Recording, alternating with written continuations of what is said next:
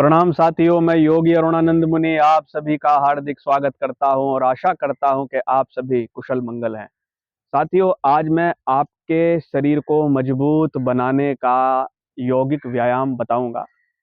इसमें क्या करेंगे, हम सीखेंगे शरीर के विभिन्न अंगों में प्राण को भरकर कैसे बलवान बनाया जा सकता है। देखो साथियों, हमारे भारत के अंदर एक बहुत बड़े पहलवान हुए, पहलवान राम मूर्ति। दक्षिण भारत के रहने वाले थे और फिजिकल एजुकेशन डिपार्टमेंट में काम करते थे। बहुत बल था उनके अंदर, राम मूर्ति के अंदर।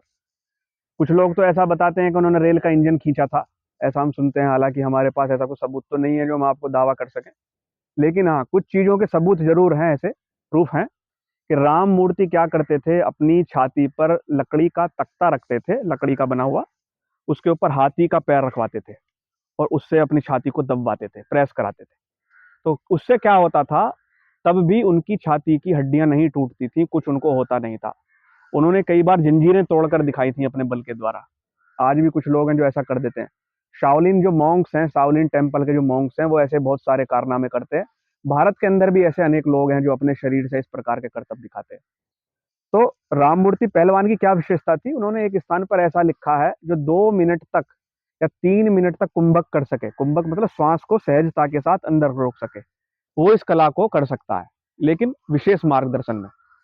तो इससे होता क्या है साथियों, कुंभक द्वारा शरीर के अंदर बल बढ़ता है। लेकिन जब हम योग में कुंभक की बात करते हैं तो जबरदस्ती कुंभक करना ठीक नहीं है। ये योगियों की कला नहीं है, ये योग नहीं है। ये केवल शारीरिक बल को बढ़ाने के तरीके हैं।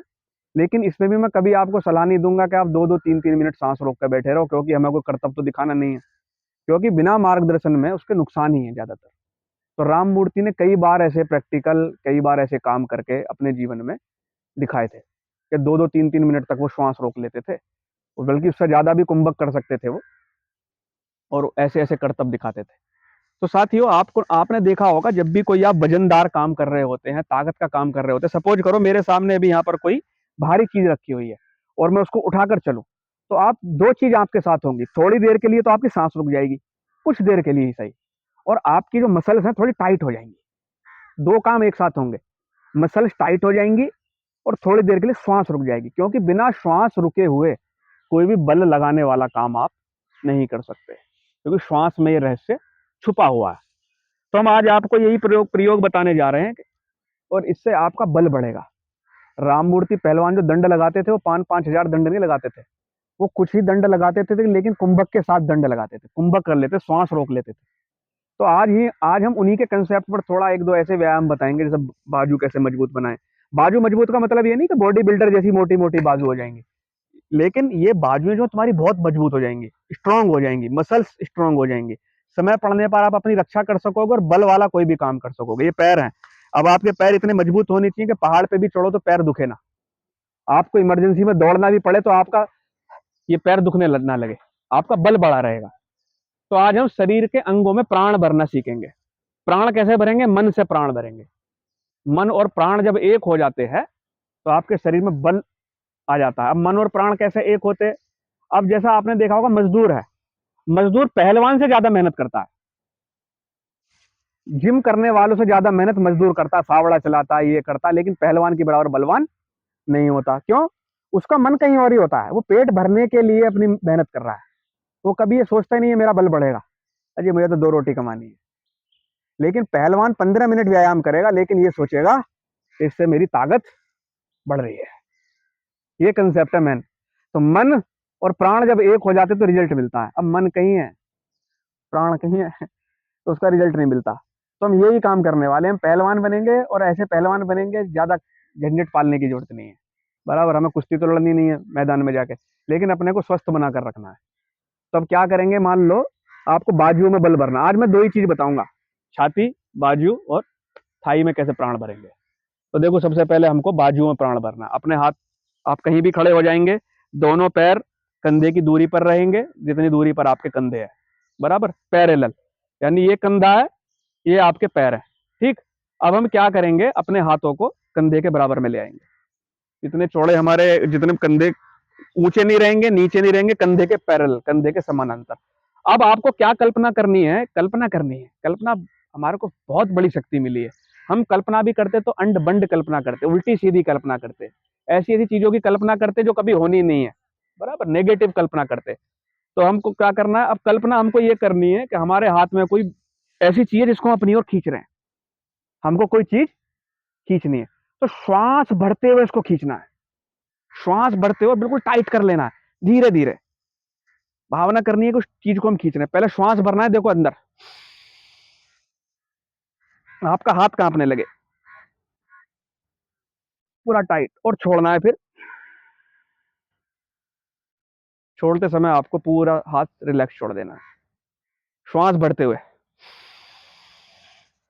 पूरा हाथ टाइट कर लेंगे, श्वास छोड़ते समय अपने दोनों हाथों को भी ढीला छोड़ देंगे, समझे ना। श्वास भरकर पूरा टाइट, और श्वास छोड़ते समय 2-3 कर लोगे ना, मालूम चल जाएगा, 2-3 में मालूम चल जाएगा कि क्या हो रहा है।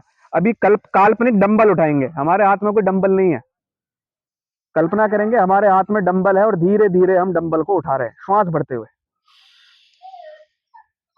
छोड़ते समय धीरे धीरे, छोड़ते समय रिलैक्स, पूरे हाथ को रिलैक्स कर देंगे। श्वास भरते समय कुंभक करेंगे, धीरे धीरे श्वास भरते रहेंगे और हाथ को टाइट करेंगे, और धीरे धीरे छोड़ देंगे। जब श्वास छोड़ेंगे तो हाथ को भी ढीला छोड़ देंगे।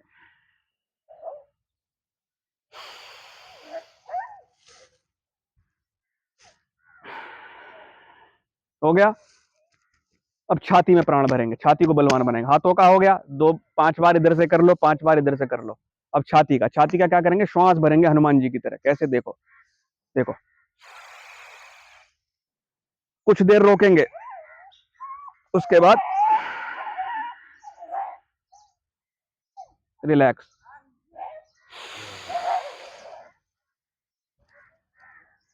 कुछ देर श्वास रोकेंगे, छाती का विस्तार श्वास भरते हुए, ध्यान इधर रहेगा छाती पर।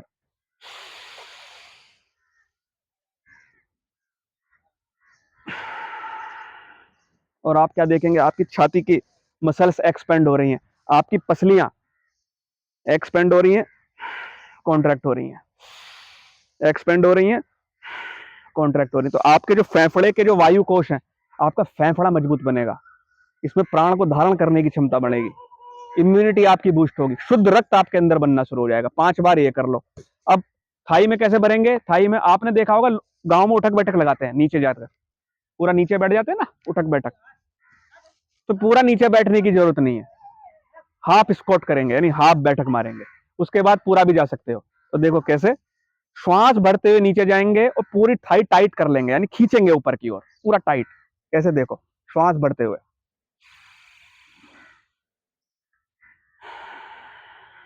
छोड़ते हुए ऊपर, और जब श्वास छोड़ेंगे थाई ढीला छोड़ देंगे, फिर से श्वास भरेंगे, थाई टाइट करेंगे, नीचे जाएंगे,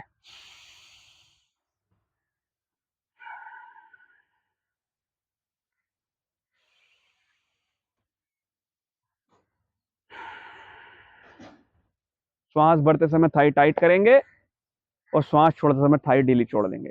तो मैंने 3 अंगों का बताया, श्वास भरो और छोड़ दो, और इसमें घंटे भर नहीं लगेंगे, घंटे आधा घंटा नहीं लगाएंगे, 15 मिनट में सारा काम हो जाएगा। शरीर के किसी भी अंग में प्राण भर सकते हो।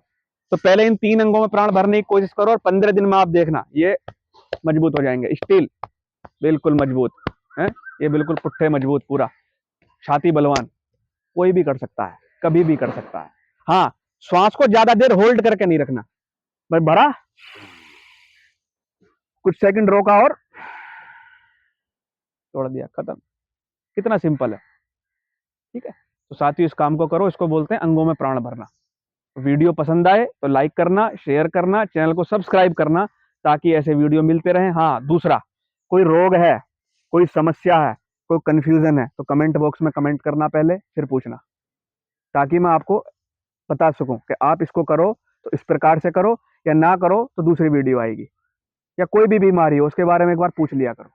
तो साथियों, मैं आपके मंगल की कामना करता हूँ। प्रणाम।